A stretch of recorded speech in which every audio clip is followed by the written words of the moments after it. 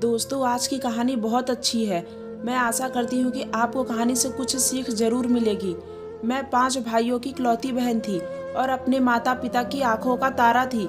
उन्होंने कभी भी बेटा या बेटी में फर्क नहीं किया था। मेरे पिताजी थोड़े कठोर व्यवहार के जरूर थे, मगर इसके बावजूद मैं उनकी आंखों का तारा थी। मुझे मेरी मौसी का बेटा पसंद था। हमारा बचपन एक साथ ही गुजरा था, लेकिन यह पसंद सिर्फ आंखों और दिल तक ही थी।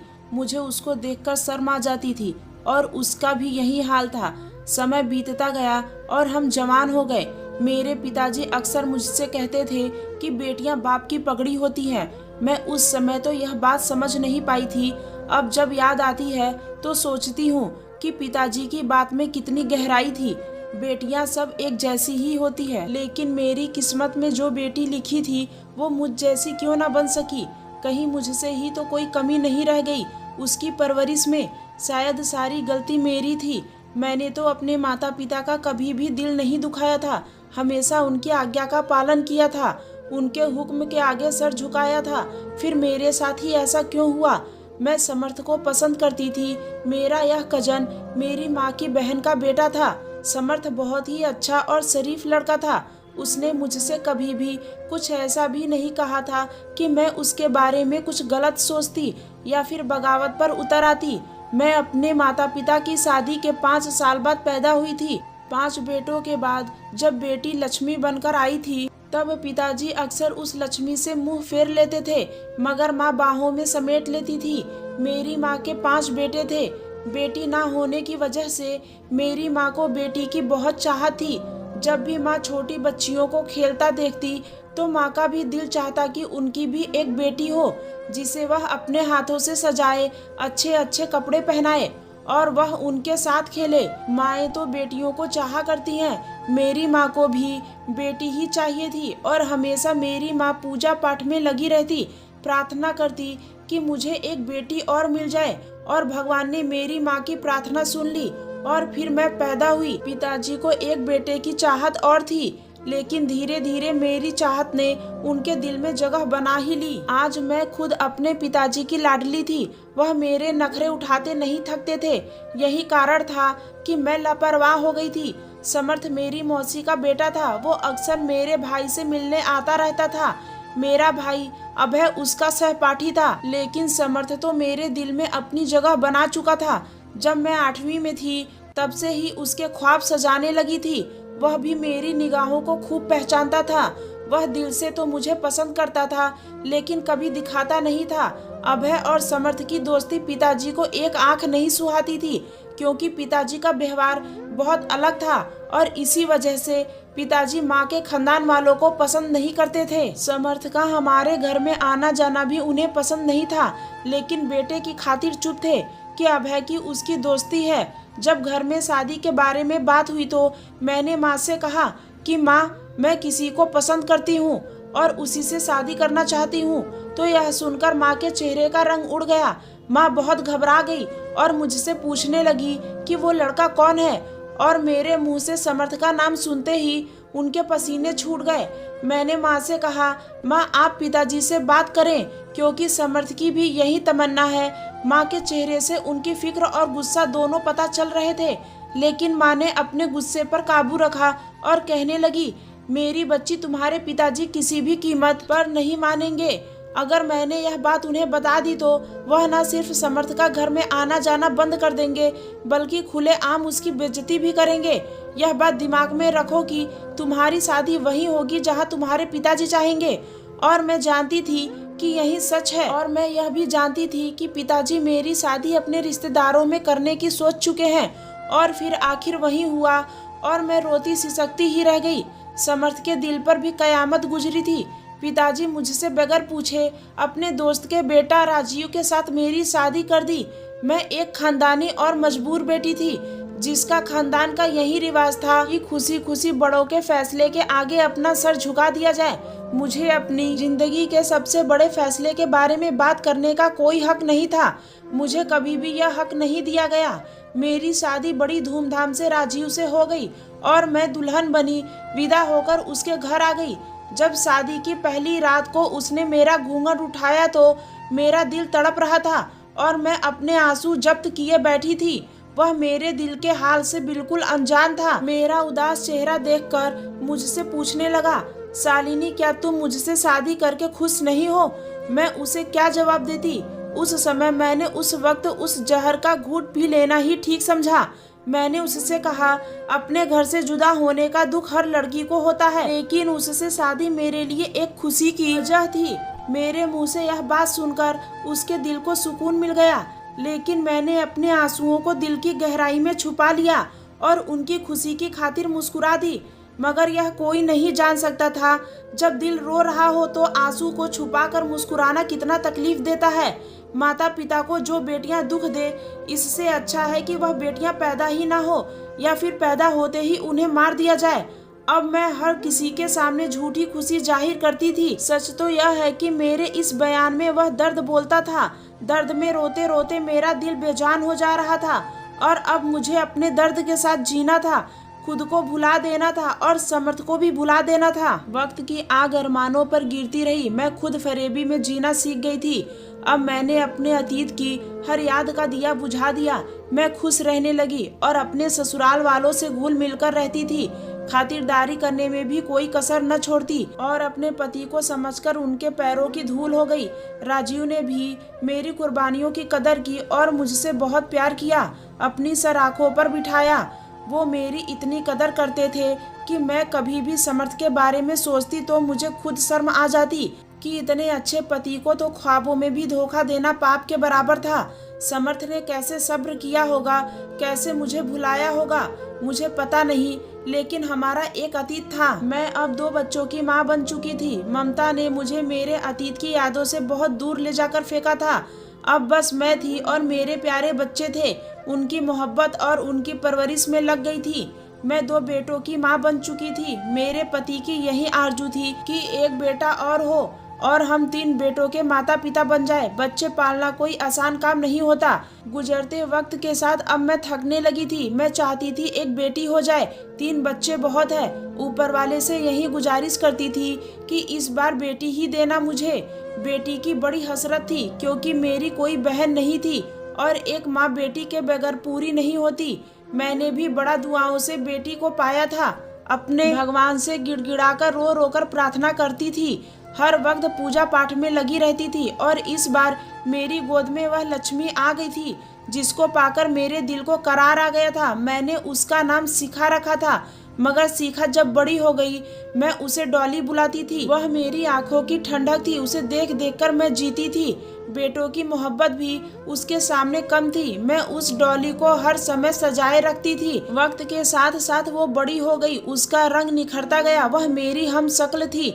मुझे उसमें अपना अक्स दिखाई देने लगा था, लेकिन वह मुझसे भी ज्यादा सुंदर थी। मेरी जवानी की तस्वीर थी। वह उन दिनों 7वीं कक्षा में थी जब मेरे मौसी के घर में उनकी बेटी की शादी का बुलावा आया और मौसी और मौसा जी खुद हमारे घर पर बुलावा देने के लिए आए थे और कहने लगे कि हम उनकी बेटी प्रिया की शादी में जरूर शामिल हो। मैंने बहुत मना किया पर वो नहीं माने।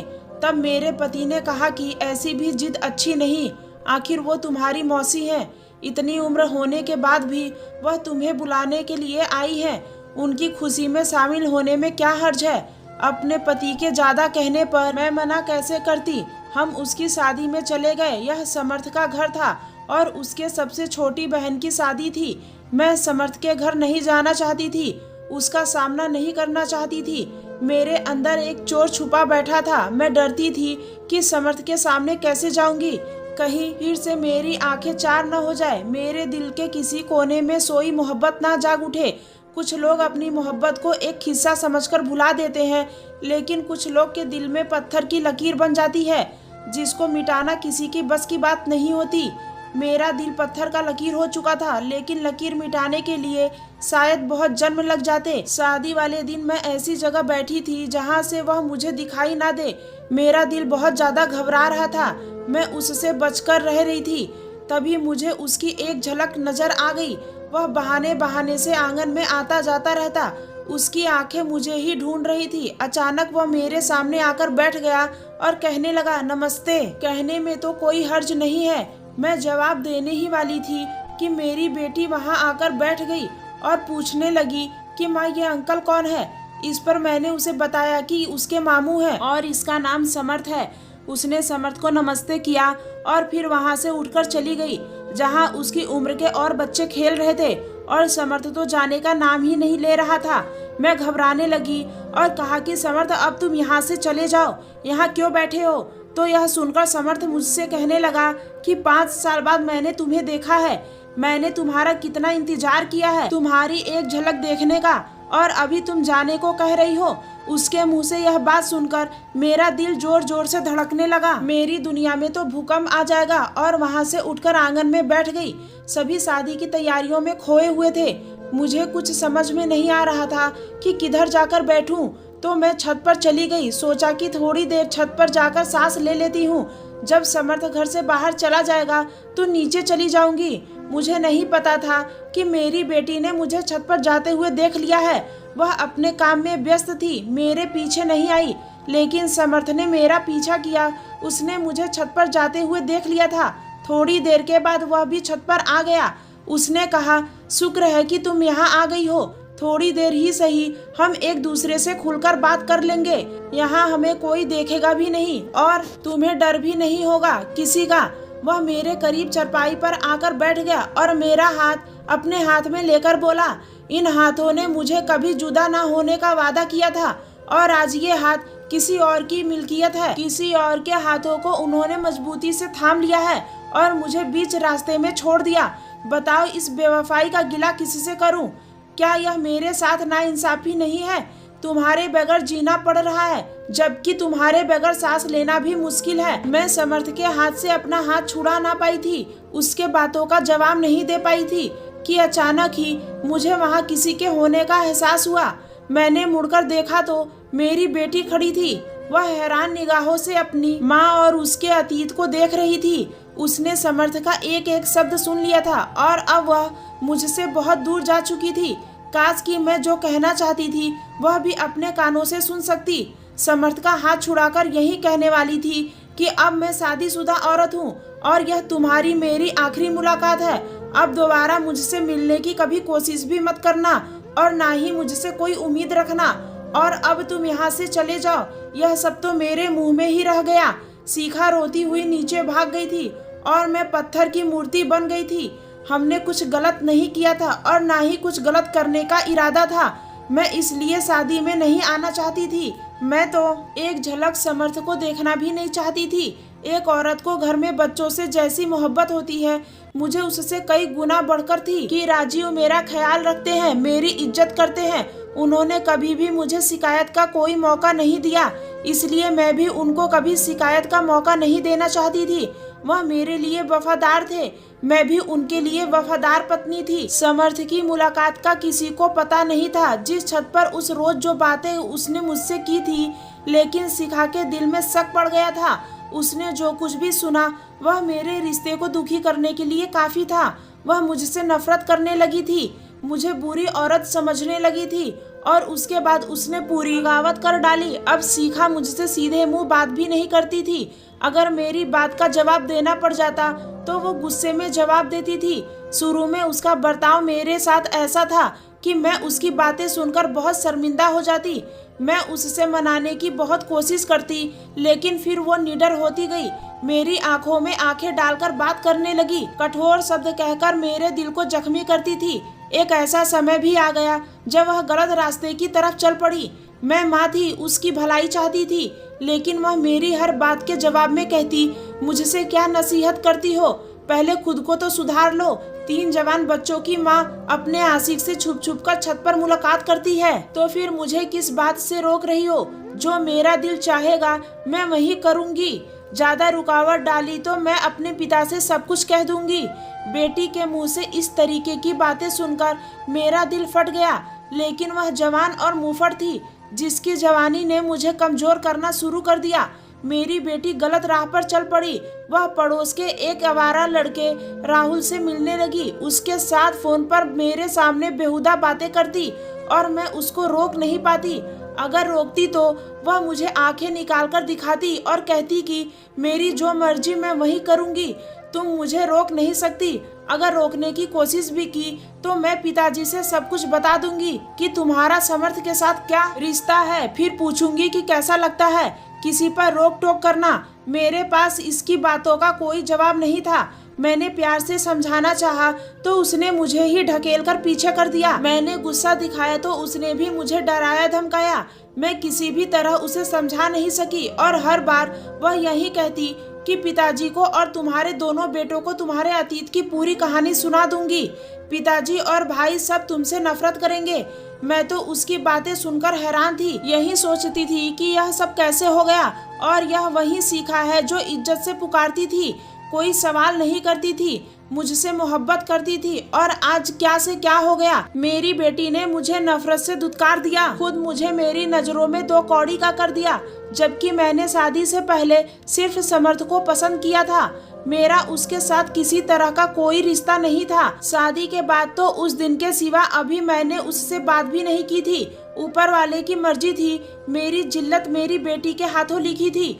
उसने मुझे खूब ब्लैकमेल किया और मैं उससे ब्लैकमेल होती रही, इस डर से कि कहीं वह मुंहफट अपने बाप और भाइयों से कुछ कह ना दे। काश मैं हिम्मत करके अपनी बच्ची को गलत रास्ते पर चलने से रोक पाती, लेकिन ऐसा न हो सका। वो रात को दीवार कूदकर पड़ोसी राहुल के घर चली जाती। दोनों छत पर साथ रहते थे। शिखा ने इंतकाम की आग में अपना बहुत बड़ा नुकसान कर लिया कि हम रुसवाई के दरवाजे पर आ खड़े हुए थे। हमारी इज्जत, नाम और सभी कुछ दाव पर लग गया था। राहुल ने मेरी बेटी की इज्जत को तार तार कर दिया। राहुल तो घर से भाग गया और मैं शिखा को लेकर आ गई। डॉक्टरों से विनती की कि मेरी खानदान की इज्जत को शादी से पहले मां बन जाने की बेइज्जती से बचा दे, मगर उसकी भारी कीमत चुकानी पड़ी, जिससे वह मरते मरते बचे। इतने बड़े तजुर्बे के बाद उसे अकल आ गई। उसने खुद अपने पांव पर कुल्हाड़ी मारी। मेरे साथ बुरा करने की वजह से खुद अपने साथ बुरा किया। मुझसे बदला नहीं लिया था, वो बदले की आग में खुद को ही सौंप दिया। इस घटना के 2 साल बाद मेरे पति ने शिखा की शादी दोस्त के बेटे से कर दी थी और वह राजी रहा। भगवान को हमारी इज्जत बचानी थी। शिखा का पर्दा रख लिया था। उसे बहुत अच्छा पति मिला, अच्छे ससुराल वाले मिले, मगर औलाद की खुशी नहीं मिली। इसमें कुछ ऐसा गलत हो गया कि उसे फिर माँ बनने की खुशी नहीं मिली। पति और ससुराल वालों ने 15 साल तक तो इंतजार किया। आखिर मेरे दामाद ने मेरे पांव पर हाथ रखकर दूसरी शादी की इजाजत मांगी तो शिखा ने कहा, माँ इजाजत दे दीजिए, मैं आपसे नाराज नहीं हूँ। मैं तो बदनसीब हूँ, चाहती हूँ कि इन्हें बच्चे की खुशी मिल जाए। इनकी खुशी में ही मेरी खुशी है। शिखा के पति ने दूसरी शादी कर ली और दूसरी बीवी से बच्चा हो गया। आज शिखा पछताती है और कहती है कि वो समझदार हो गई है। माँ मुझे माफ कर दो, उस समय मुझ में अक्ल की कमी थी। आपका मैंने बहुत दिल दुखाया, इसलिए बे औलाद रह गई। और आपने बेटी मांगी थी कि वह आपको जिंदगी में खुशियाँ देगी, लेकिन मैं आपकी राहत के बजाय तकलीफ का सामान बन गई हूँ। वह जब भी आती है तो रोकर गले लगकर जाती है और मैं हर बार उसे यही कहती हूँ कि मेरी बच्ची, मैंने तुझे दिल से माफ कर दिया। उसे यकीन ही नहीं आता। उसका एक ही जवाब होता है कि अगर आपने मुझे दिल से माफ कर दिया तो मुझे अभी तक सुकून क्यों नहीं मिला। जिस दिन दिल को सुकून मिल जाएगा मैं यही समझूंगी कि आपने मुझे माफ कर दिया है। मैं ऊपर वाले से यही प्रार्थना करती हूँ, हे भगवान, मेरी बच्ची ने मेरा दिल दुखाई थी, तू तो बहुत बड़ा है, उसे माफ कर दे ताकि उसके दिल को सुकून आ जाए।